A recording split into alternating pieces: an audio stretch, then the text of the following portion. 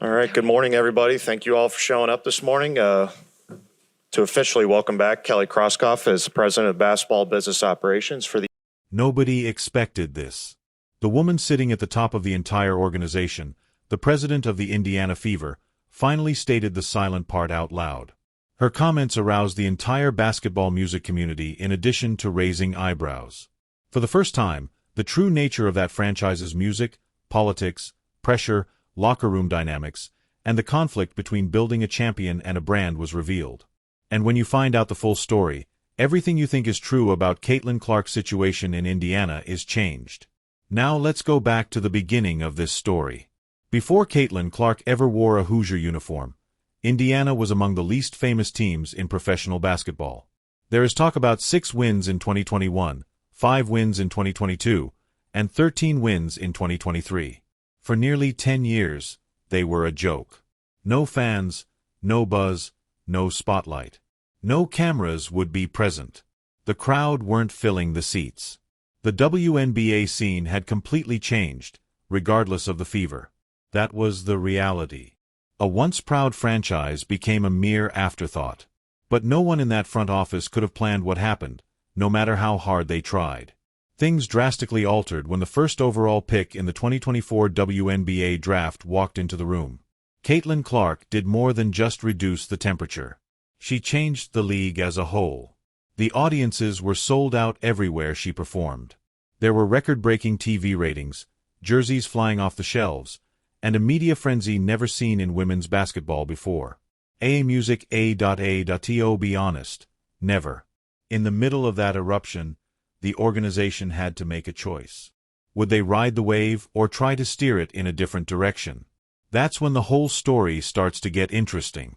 Because when the Fever required someone at the top who realized exactly what they had, a once-in-a-generation athlete who was single-handedly transforming what was possible for women's sports, the front office made a move that shocked a lot of people. Their new president of business operations and basketball is Kelly Kroskoff. On paper, it made logical. Kroskoff had first-hand experience with the Fever, having built the team that won the 2012 championship. With all the anticipated enthusiasm, the squad introduced her. But something in her initial news conference's rhetoric raised issues that many at the time chose to overlook, but months later would come back to ruin the entire firm. Because the warning signs were hidden in plain sight, nobody saw them until it was too late. Everything broke down at this point. July 2025. The absence of Caitlin Clark due to an injury is a concern for the Fever. Clark has only played in 11 games this season due to a groin issue that has been bothering her for weeks. Fans are annoyed. The team is close to qualifying for the postseason. The pressure is rising. Amidst all of that, the internet uncovers something concealed in Kroskoff's October 2024 address that most people had entirely overlooked on the day when the footage from his first news conference mysteriously reappears on social media. During the press conference, Kroskoff looked straight into the cameras and said, "This is about the Indiana Fever. Indeed, Aaliyah Boston and Caitlin Clark are our core performers, and we intend to continue developing them. But I want this team to be a long-lasting brand, like Apple, and a national leader. Akin to Apple." That was all that was needed. In just a few hours, the video went viral, and its fan base grew rapidly. Because many folks didn't hear that vision in that words. It was a warning. Such a reaction was unprecedented in the Fever front office. In addition to being irate, fans were well-organized, noisy, and difficult to ignore.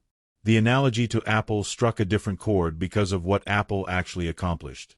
Steve Jobs, one visionary, laid the groundwork for their whole identity. And as soon as he departed, the entire empire nearly collapsed.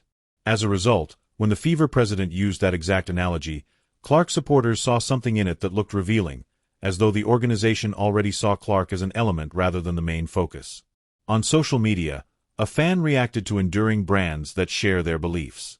Apple became a global icon thanks to Steve Jobs, the company's star and visionary. Another fan also didn't hold back. They say the Fever will admit that they wasted the best opportunity in women's sports history when Clark finally decides she's had enough of a front office skip-fire. The message boards, comment sections, and replies all reflected the same fundamental feeling. You don't downplay the most important player this team has ever had, and you continue to pay attention to her. The criticism wasn't simply noise. It was a choice. And someone in that organization became aware of how serious the situation was getting. Because a few hours after the video became popular, Krauskopf's entire account vanished. Completely absent. There was silence rather than a message or an explanation where there had been a social media presence just a few days earlier. It gets considerably more complicated at this point. Because while the front staff was being blasted online, the players on the court, the ones who really suit up next to Caitlin Clark every night, were presenting a completely different and far more truthful story.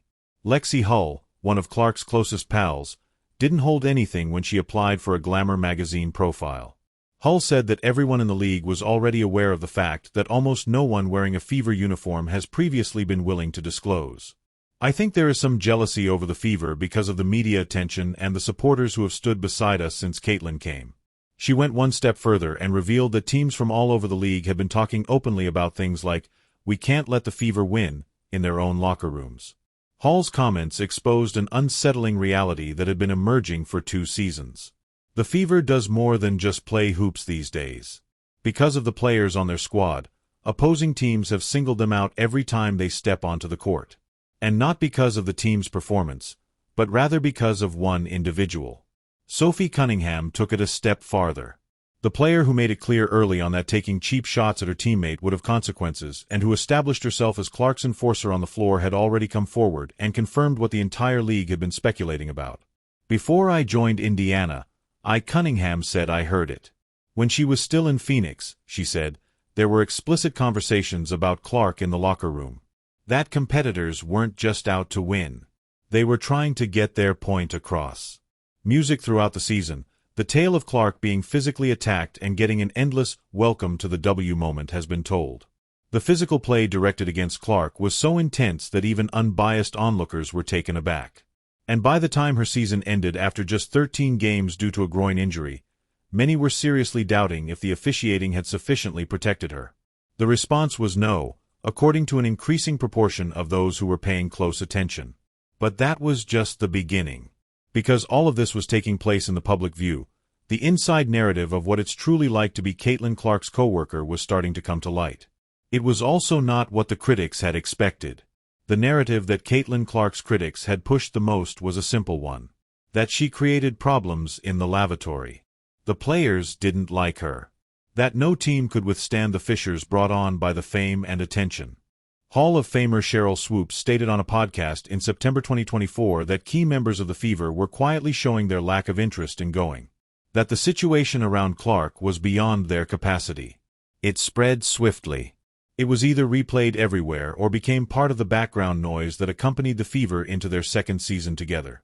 Unless, of course, Clark herself was compelled to make an appearance as a guest on a different March Madness program hosted by Diana Taurasi Music and Subbard. She took it on head-on. She wasn't angry. She didn't behave defensively. She was remarkably calm about it. Basically, you get used to people thinking they know what happens behind closed doors when, in reality, they don't. Music. The colleagues who were there in that locker room also kept encouraging her. After recovering from her injuries, Clark's teammates flooded the floor during the 2025 playoffs. After the game, they cut off her interview. They showed up for her at unexpected times. When the Fever won the Commissioner Cup, there was genuine celebration in the locker room. Laughing and genuinely happy for one another, players linked in a way that didn't read like an act. This is what the media hasn't yet put together. The Fever narrative never centered on whether or not Caitlin Clark's teammates liked her. It was about whether the front office, which oversaw them all, was ready to surround her with the necessary components and devote all of their attention to the project.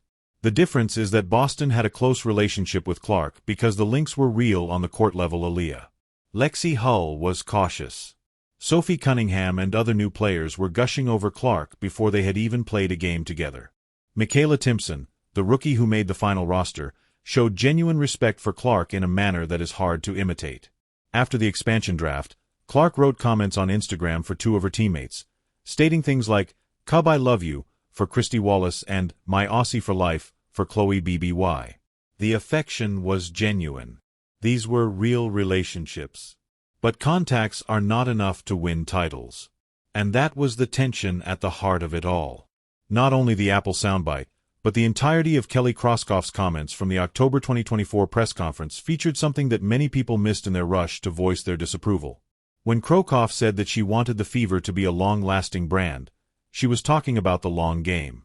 Caitlin Clark was 10 years old when Indiana won its only title in 2012, she said, adding that sometimes it takes a generation to reach the next level. Maybe the group had been working for someone else all along, planting the seeds for a 10-year-old somewhere who would be inspired by what the Fever was doing at the time. Whether you view that as vision or deception depends on how you perceive the front office's actual priorities. But this is undeniable. Fans that visited the Fever starting in 2024 did not show up because of a brand. They came because of a player. They drove for hours at a time. The WNBA had never seen payments like the ones they made. The number of spectators had never been predicted by the league. Additionally, when Clark's injuries kept him from playing in ways that could be measured, documented, and publicly acknowledged, ticket sales declined. TV viewership fell. The harsh reality of what Clark represented to that franchise was unavoidable. But the team, the organization, and the brand kept coming up in the top-level communications, as if the person attracting all of that attention was somehow apart from them. During that news conference, Kroskoff made a statement that was very noteworthy. If you are a smart basketball player and you see how Caitlin Clark plays, you would want to play alongside her, she said. And it turned out to be more true than even she probably realized at the time, as the Fever's recruiting prowess had quietly evolved into one of the WNBA's most captivating narratives. Players had to take pay cuts in order to fly to Indiana. For veterans, the opportunity to play with Clark was the determining factor. Packed stadiums weren't the only places where Clark's fan base existed. Because of the environment it was creating, players wanted to be a part of something bigger than a normal WNBA season. Despite this, the Fever had grown to be one of the league's most popular destinations. Not because of a brand strategy, but rather because of a basketball player who enhanced everyone around her and filled buildings wherever she went. Let's move on to 2026 and whatever the Fever does after that. The franchise lost 2 players in the WNBA expansion draft, Chloe BBY to Portland and Christy Wallace to Toronto. Clark herself had to endure a season that was supposed to be her breakthrough second year, but instead it was a nightmare of injuries that limited her to just 13 games during the regular season. Despite scoring 16.5 points, 8.5 assists, and 5 rebounds per game, she was selected for the All-Star game. Still was the talk of the league even though she was dressed in civilian clothes and sitting on the sidelines. Beneath it all, Kroskoff described the Fever's $78 million performance complex as the foundation for the next generation. Even though it won't open until 2027, the music facility is meant to be the kind of home base that attracts elite talent for many years to come. The parts are in position. The question is whether the people in charge of making judgments above the court are aware of what they have and whether they intend to take action before it's too late. Beneath every disagreement over the Fever's headquarters, every problem with Clark's teammates, and every passionate remark about friction in the locker room, there is a bigger reality that is actually much simpler than any of it. This squad went from winning 5 games a season to being the most watched team in women's basketball in just 1 year. This isn't a reconstruction. It's a revolution. Moreover, revolutions are not the result of brand strategy boards. They happen because of once-in-a-generation artists who make music more captivating, competitive, and enjoyable for everyone around them. Fans perceived the danger in the Fever president's claim to build a brand comparable to Apple, which sparked a frenzy. The same danger that brought down previous franchises that tried to use a logo in place of its star. The athletes in that locker room know the truth better than anyone else. They have played by it and witnessed it firsthand. And as seen by every moving sideline exchange and post, what they consistently say in every social media post and interview while playing with Caitlin Clark isn't just different. This is an opportunity that doesn't come around twice. The Fever would benefit from making sure that the people in control of that organization share the same beliefs. One thing is certain, thus the window is open right now. The question is not whether the opportunity exists. Whether they are daring enough to actually surprise everyone is the question. The woman sitting at the top of the entire organization, the president of the Indiana Fever, finally stated the silent part out loud. And more than just eyebrows were raised by her comments. The world of basketball was ignited by it. The locker room dynamics, politics, pressure, music, and the battle to build a champion and a brand all broke down for the first time. And when you hear the complete tale, everything you think is true about Caitlin Clark's situation in Indiana is changed. Now let's go back to the beginning of this story. Before Caitlin Clark ever slipped on a Hoosier uniform, Indiana was among the least famous teams in professional basketball. There is talk about 6 wins in 2021, 5 wins in 2022, and 13 wins in 2023. For nearly 10 years, they were a joke. No fans, no buzz, and no limelight. No cameras would be present. The crowd weren't filling the seats. The WNBA scene had completely changed, regardless of the fever. That was the reality. An afterthought replaced a once-proud franchise. But no one in that front office could have planned what happened, no matter how hard they tried. Everything changed when the 2024 WNBA draft's first overall pick walked into the room.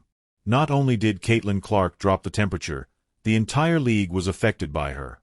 To ensure you don't miss anything, please leave your opinions in the comments box, subscribe, and turn on all notifications.